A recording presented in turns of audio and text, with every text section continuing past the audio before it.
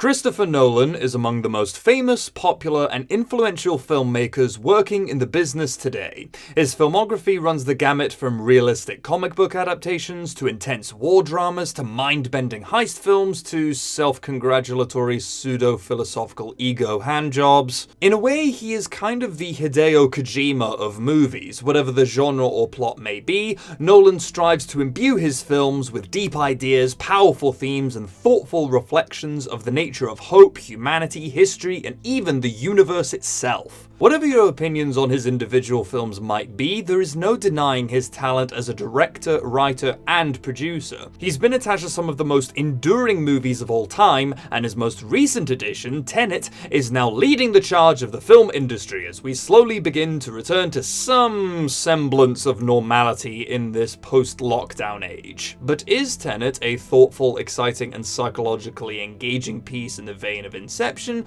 or another haphazard, long-winded, and overstuffed mess like Interstellar? Well, the answer to that question might be yes? But let's go into a little more detail. Tenet revolves around an unnamed protagonist. No, really. I mean, there are literally scenes where characters refer to him as the protagonist, as he is thrust into a vast conspiracy to avert global disaster through the use of time-reversing technology known as inversion. Essentially, you have an object traveling forwards through time. Then, through some special future technology or some such, the object's entropy is reversed, or inverted, thereby allowing that object to progress backwards through time, and the object cannot move forwards again until it repeats the process. Insert wibbly-wobbly, timey-wimey Doctor Who quote here. This essentially means that any non-inverted object that the inverted subject interacts with appears reversed. Bullets travel from the impact point back into the gun. Cars reverse their way out of really devastating crashes. It's weird, it takes a while to wrap your head around it, and it's really cool to watch. Christopher Nolan had been working on the ideas behind Tenet for over 20 years, with the actual script writing itself taking 6 or 7 of said years, and given the mind-bending nature of the film's subject matter, it's easy to see why. I mean, even the most hardcore dedicated Doctor Who watcher out there would have trouble piecing together the events of this plot. You can actually see traces of the ideas behind Tenet sprinkled through a lot of his earlier filmography. The disjointed perception of time, for instance, you could tell that he was playing around with that concept all the way back with Memento. This has clearly been a long time coming. The film's release was also delayed 3 times due to the global pandemic. Needless to say, the hype for this thing is palpable to say the least, so there's a lot riding on Nolan's shoulders. It's a film 2 decades in the making, and it's one of the most hotly anticipated releases of 2020. The damn thing has a really big obligation to either sink or swim. With that in mind, I want to start off by giving all due credit to Nolan and saying that the time and effort that he sunk into researching the science behind this film is clear to see. Every scene is dripping in the kind of dedication that Nolan always brings to his films. You feel like he has such a good handle on this time-reversing concept and how it would work and how it would be applied to real life. As an example, you have 2 teams of soldiers, both traveling in different directions through time, but converging on the same physical target. They call it a temporal pincer movement, which I love. The upshot of this is that the team traveling backwards through time can inform the team traveling forwards through time as to any threats that are about to take place. Little ideas like that require so much imagination and creativity. It is amazing that Christopher Nolan is able to come up with half this stuff, because I sure as hell couldn't. Like a lot of Nolan's movies, Tenet uses these mind-bending concepts to explore thought-provoking themes. That really is the whole point of the film. It's mainly about concepts and spectacle rather than character or story. The characters themselves are pretty thin. Nolan doesn't waste any time focusing on their personalities or their backstories, aside from Elizabeth Debicki's character, and instead focuses entirely on the larger picture. There just isn't time to go over in-depth characterization when we're dealing with such complicated subject matter like time travel, inversion, all these weird future dealings and such. And as I said, when he tackles these ideas, it is hugely imaginative, exciting, and immersive. When you see 2 characters fighting in a corridor, one of them traveling backwards through time, the other forwards, it's a bit like watching that one episode of Red Dwarf where they visit an alternate reality where time flows in reverse. It's a lot like that, only, you know, bigger and with more explosions. Nolan has always towed that fine line between style and substance, trying to balance themes with flashy filmmaking. In Tenet's case, the flashy filmmaking in question, which mainly consists of the backwards-forwards action scenes,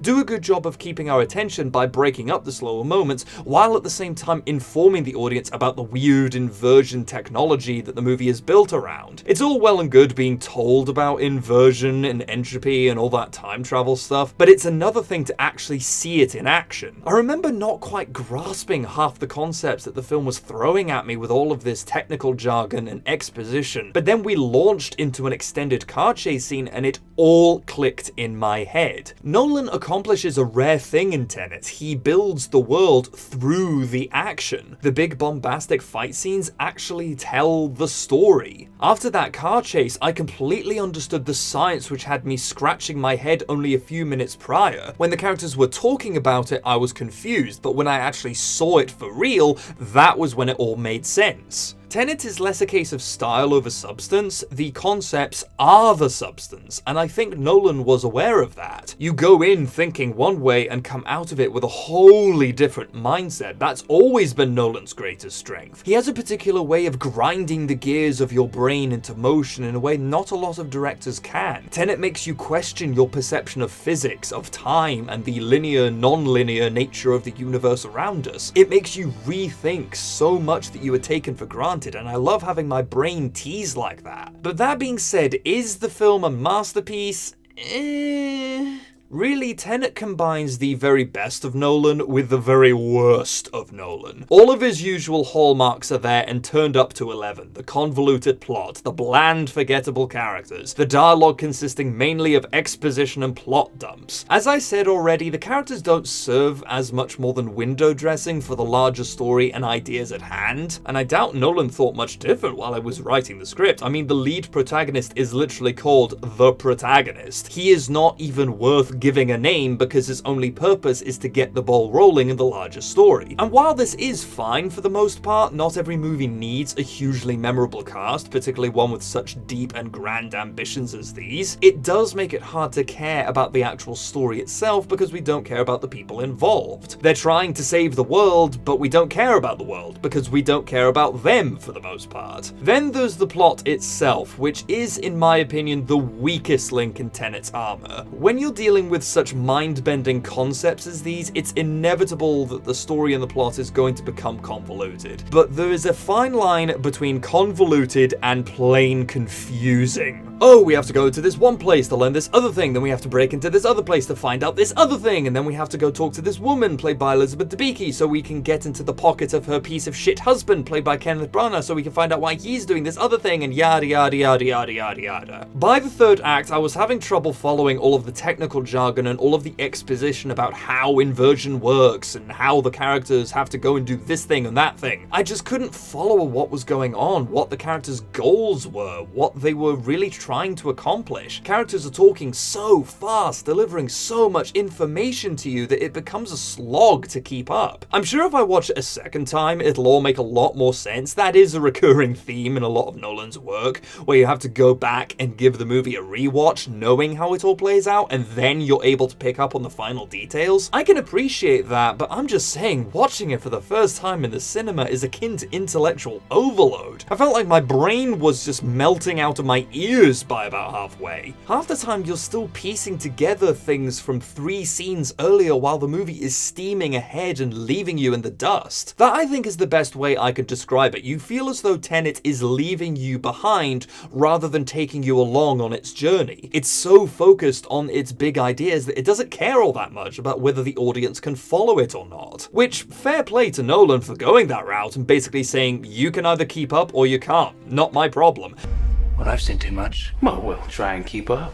But that does compromise the experience somewhat, or at least upon the first viewing. Tenet is definitely not a casual cinema experience. If you go into this, be advised that you really have to pay attention if you want to follow along. That being said, though you may be confused watching it the first time, you're still going to be gripped to your seat all the way through it. This is probably one of Nolan's most ambitious and passionate passion projects, and for the most part, I'd say the 20 years he spent coming up with it, mulling over the ideas, writing writing the script, it more than paid off. Do I personally think it's his magnum opus? No. The plot is way too convoluted, and the exposition-heavy dialogue really became a chore to sit through at a point. However, while I do prefer The Dark Knight or The Prestige in comparison to this, Tenet is still a worthy addition to Nolan's filmography and another clear demonstration of his skills as a director. And I am definitely gonna give it a second watch as soon as I can. But if you've had the chance to see Tenet yet, what did you think about it? Leave your thoughts in the comments below, hit the like button, subscribe, thanks again for watching, and I will see you in the next video.